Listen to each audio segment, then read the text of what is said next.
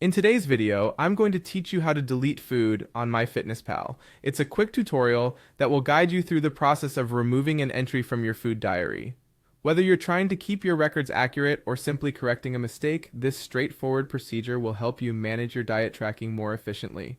First, make sure you have the MyFitnessPal app downloaded and installed on your device. If you're already a user, the app icon will likely be sitting among your applications. Go ahead and open the MyFitnessPal app. Opening the app should bring you to the login screen if you're not already logged in. Now let's get you signed in. Look for the login button and give it a tap. You'll see fields where you can enter your login details. Enter your registered email address and your secure password in the respective fields.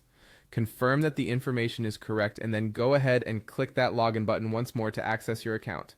Great, now that you're on the home page, you're just a few taps away from your food diary.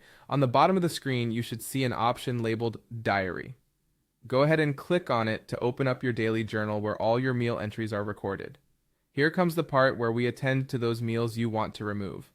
Browse through your list of meals and hold your finger on the food item you wish to delete. This action should trigger an option to appear on your screen, allowing you to manage this item. Keep in mind that holding the item itself is essential, not just tapping it. Once you've done that, look for the option that reads Delete Entry. Go ahead and tap on Delete Entry, and you'll see it vanish from your food diary, ensuring your records stay up to date and accurate. The overall process is incredibly simple once you've done it a few times. It's good practice to review your entries periodically to ensure everything is in order according to your dietary plan. If you ever feel uncertain about any step, you can always revisit this tutorial or look up specific guidance within the app's help section. That's it for today's quick guide on deleting food entries in MyFitnessPal.